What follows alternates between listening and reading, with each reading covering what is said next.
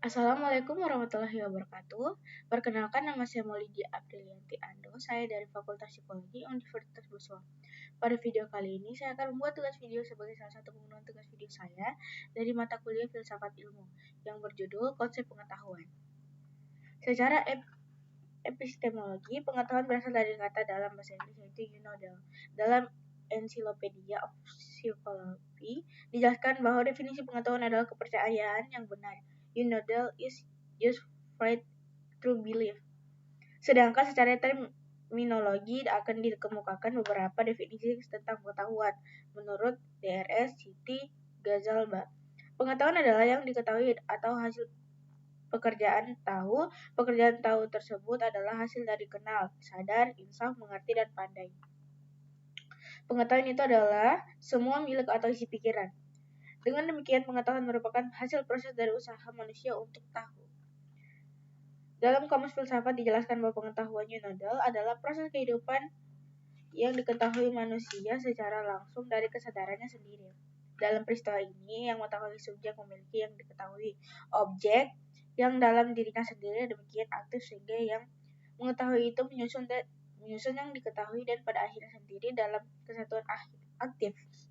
Lebih lanjut lagi dijelaskan bahwa pengetahuan dalam arti luas berarti sebuah kehadiran internasional objek dalam subjek.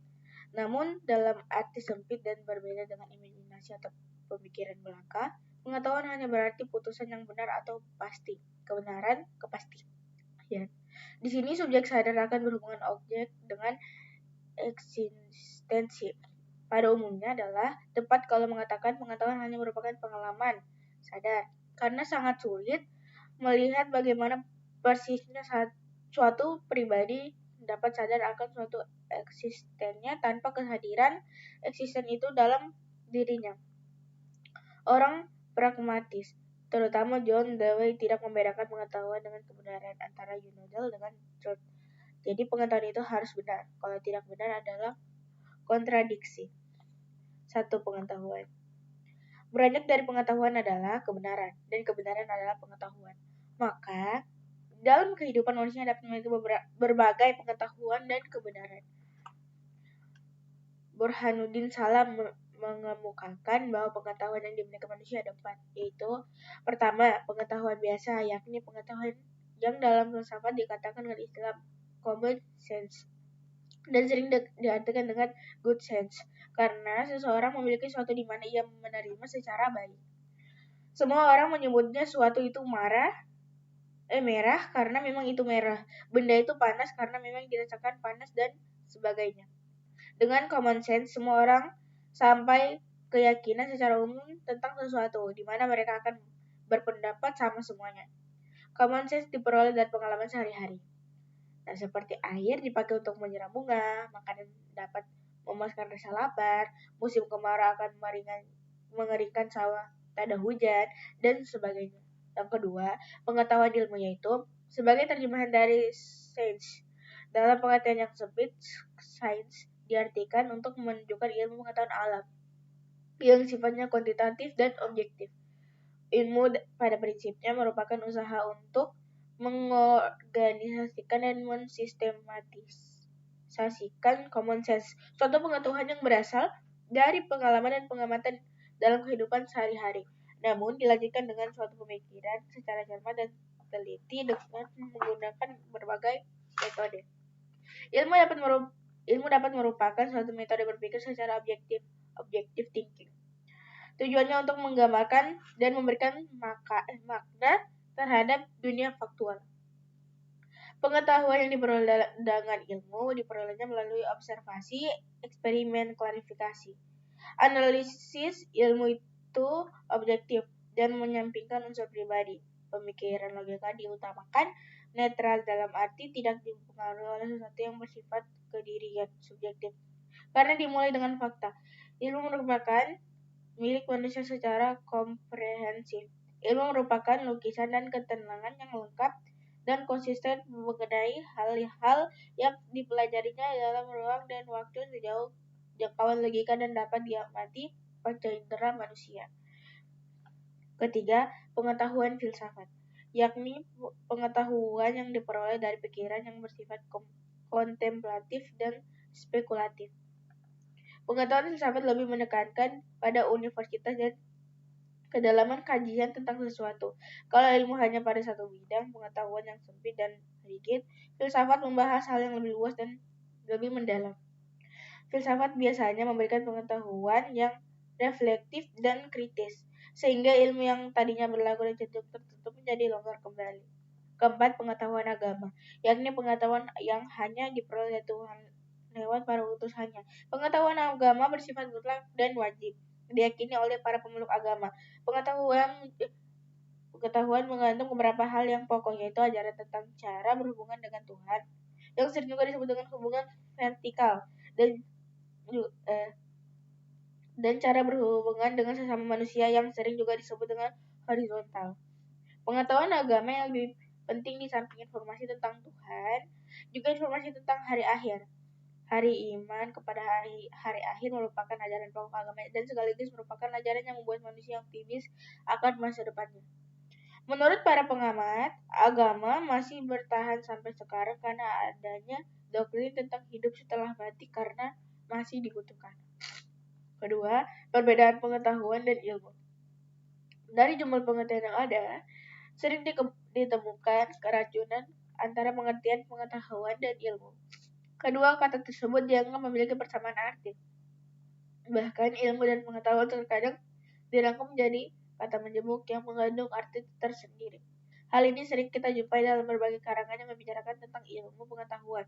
Namun, jika kedua kata itu terdiri sendiri, akan tampak perbedaan antara keduanya. Dalam Kamus Besar Bahasa Indonesia, ilmu disamakan artinya dengan pengetahuan. Ilmu adalah pengetahuan. Dari asal katanya, kita dapat ketahui bahwa pengetahuan diambil dari kata dalam bahasa Inggris yaitu knowledge. Sedangkan ilmu diambil dari kata science dan peralihan dari kata Arab ilm. Seiring dengan definisi yang telah disebutkan sebelumnya, maka definisi berikut pun tidak jauh berbeda. Pengetahuan merupakan hasil tahu manusia terhadap sesuatu atau segala perbuatan manusia untuk memahami suatu objek tertentu. Pengetahuan dapat berwujud barang-barang fisik. Pemahamannya dilakukan dengan cara persepsi baik lewat indera maupun lewat akal. Dapat pula objek yang dipahami oleh manusia berbentuk ideal atau yang bersangkutan dengan masalah kejiwaan. Untuk memperjelas pemahaman, kita perlu juga dibedakan antara pengetahuan yang sifatnya pra-ilmiah dengan pengetahuan ilmiah. Pengetahuan yang bersifat pra-ilmiah ialah pengetahuan yang belum memenuhi syarat-syarat ilmiah pada umumnya. Sebaliknya, pengetahuan ilmiah adalah pengetahuan yang harus memenuhi syarat-syarat ilmiah. Penggunaan pertama disebut seperti pengetahuan biasa. Pengetahuan kedua disebut pengetahuan ilmiah. Adapun syarat-syarat yang dimiliki oleh pengetahuan ilmiah adalah harus memiliki objek tertentu, formal dan material, dan harus bersistem, harus runtut. Di samping itu, pengetahuan ilmiah harus memiliki metode tertentu dengan sifatnya yang umum. Metode itu meliputi metode reduksi, induksi, dan analisis. Setelah dikemukakan beberapa pengertian tentang pengetahuan, sekarang akan dikemukakan beberapa pengertian tentang ilmu sebagai bahan perbandingan. Dalam Encyclopedia Americana dijelaskan bahwa ilmu sains adalah pengetahuan yang bersifat positif dan sistematis. DeLeong mengutip Paul Friedman dari buku The Principles of Scientific Research memberi batasan ilmu sebagai berikut. Ilmu adalah suatu bentuk aktivitas manusia dengan melakukan umat manusia memperoleh suatu pengetahuan dan senantiasa lebih lengkap dan lebih cermat tentang alam di masa lampau, sekarang dan kemudian hari, serta sesuatu kemampuan yang meningkat untuk menyesuaikan dirinya pada mengubah lingkungannya serta mengubah sifat-sifatnya sendiri. Rumusan lain datang dari Carlos Siregar yang menyatakan ilmu adalah proses membuat pengetahuan. Dalam arti umum, ilmu adalah proses yang membuat pengetahuan. Dalam membedakan antara disiplin ilmu pengetahuan alam (IPA) dan disiplin ilmu pengetahuan sosial (IPS). Sementara itu, Jujun S. Surya Sumantri dalam buku Ilmu dalam Perspektif menulis, ilmu lebih bersifat merupakan kegiatan daripada sekedar produk yang siap dikonsumsikan. Perbedaan antara ilmu pengetahuan dapat ditelusuri dengan melihat perbedaan ciri-cirinya. Harblood L. Charles memperhatikan ciri-ciri tersebut sebagai berikut. Kalau ilmu berbeda dengan filsafat berdasarkan empiris, maka ilmu berbeda dari pengetahuan biasa karena ciri sistematisnya. Dari beberapa keterangan di atas dapat disimpulkan bahwa pada dasarnya pengetahuan berbeda dengan ilmu.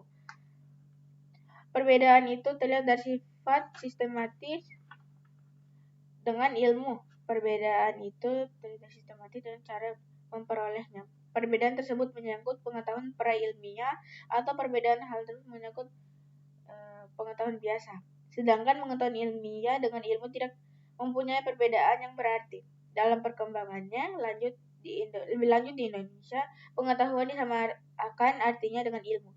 Hal ini dapat dilihat dari pendapat-pendapat berikut. Kata ilmu berasal dari bahasa Arab alimah, ia telah mengetahui. Kejadian ilmu berarti pengetahuan, dan memang dalam bahasa Indonesia sehari-hari ilmu diidentikan dengan pengetahuan. Dengan demikian dapat kita tarik kesimpulan bahwa dalam bahasa pengetahuan dengan ilmu bersinonim arti, sedangkan dalam arti material keduanya mempunyai perbedaan. Sekian dari saya. Bila saya banyak salah kata mohon dimaafkan. Wabillahi taufiq wal hidayah. Wassalamualaikum warahmatullahi wabarakatuh.